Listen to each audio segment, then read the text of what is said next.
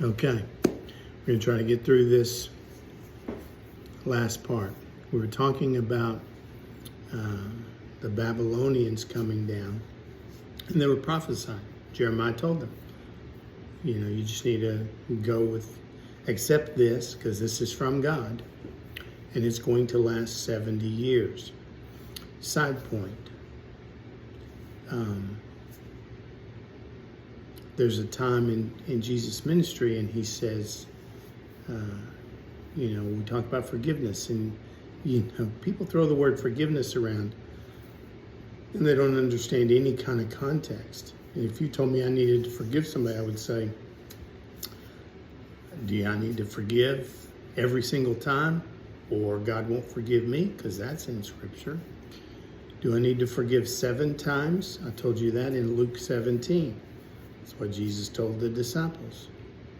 7 times in one day? Or do I need to forgive 490 times? Because there was another instance where Peter asked, hey, do we need to forgive 7 times? And this is mistaught by preachers all over the place. And Peter, they say, well, Peter thought he was being magnanimous. No, Jesus had already told him 7 times. And Jesus says, no, 70 times 7, 490. And preachers, they always talk and they say, oh, well, it's just a big number. God, it kind of shows everything. You need to forgive all the time. But no, this is what happens.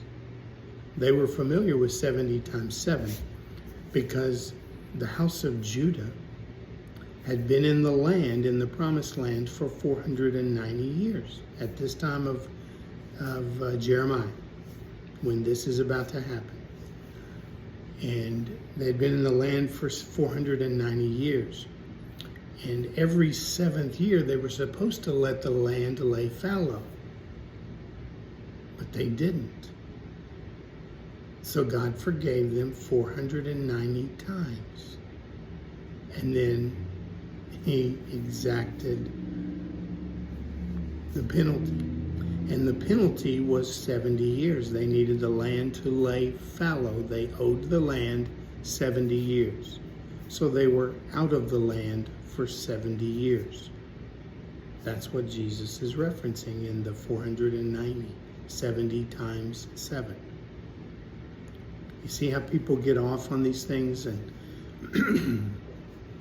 and teach wrongly? Okay, so they're in captivity for 70 years. And if you don't understand this, Daniel was a Benjaminite. He was part of the house of Judah. He is in Babylon. So Shadrach, Meshach, and Abednego, that happens in Babylon. Daniel in the lion's den happens in Babylon. Daniel's prophecies, what he sees, he tells them to King Nebuchadnezzar. He's in Babylon. Okay? And then he's reading Jeremiah, and he starts praying because he realizes that the captivity, the 70 years is almost done. And he starts praying. And then they're obviously let out because the Medes and the Persians take over from Nebuchadnezzar's son. And Cyrus, the Persian, lets them go back to Jerusalem to rebuild the temple, to rebuild Jerusalem and all of that. Because Nebuchadnezzar had destroyed the temple when he took over the southern kingdom. Okay, so this goes on, and this is going to be a little shorter, I hope. This goes on. They're in captivity for 70 years. Jeremiah tells them that God has plans for them. They come back after the Babylonian captivity. They're still being ruled by somebody. They're not completely free. but they get to go back to their land.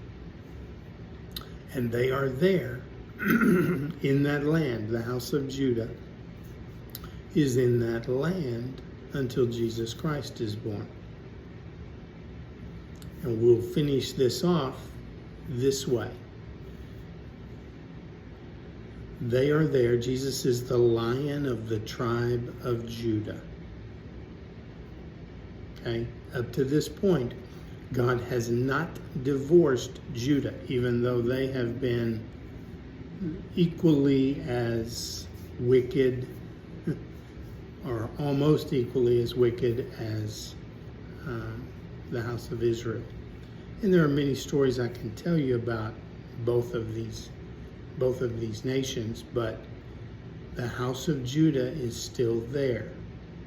And Jesus is the Lion of the tribe of Judah. Now, we'll get into, because Jesus is the one who tells the parable of the rich man and Lazarus, which will be the next video that I do, because it's going to clear up a lot of things that you think you know and are the basis for some of the teachings of hell and eternal torment and all of that stuff. All of that misguided stuff.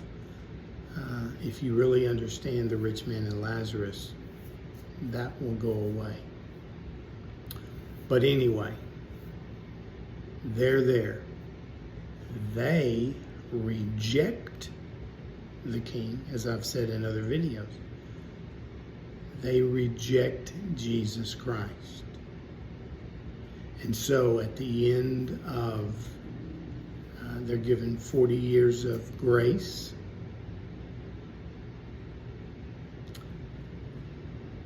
After that, as we transition to the new, out of that gospel, if you will, to what Paul is teaching and what Jesus Christ has done.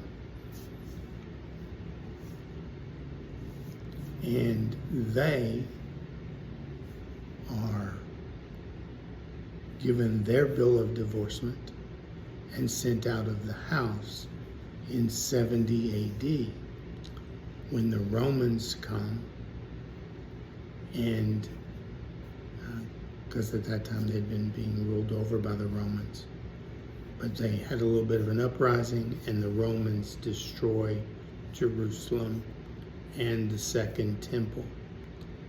And they are scattered throughout the Roman Empire.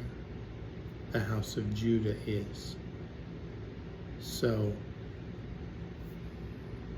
they were given their bill of divorcement because they had served their purpose at that time was Jesus Christ. And God had been married when Jesus Christ was born. It's an important factor. So, but, and one final point I wanted to make, because this is important from the bigger picture. Remember I told you that Hosea had 3 children. Jezreel was the first son, and Jezreel means God scatters. And God scattered them. And they ended up throughout the Assyrian Empire, and they ended up, the 10 tribes, ended up migrating to Germany and Europe and all the way to England. Because Jezreel means God sows as well. It means God scatters, but it also means God sows. And God was sowing these people into the world. And there are many interesting stories I could tell you about where those people ended up. But that's, I've spoken to you about that privately over the years. But, and maybe I'll make a video about that right when I get done, So you can see where the 12 tribes now are not there. But you'll have to remember, in the next teaching, when I'm teaching you about the rich man and Lazarus, Jesus is teaching this story.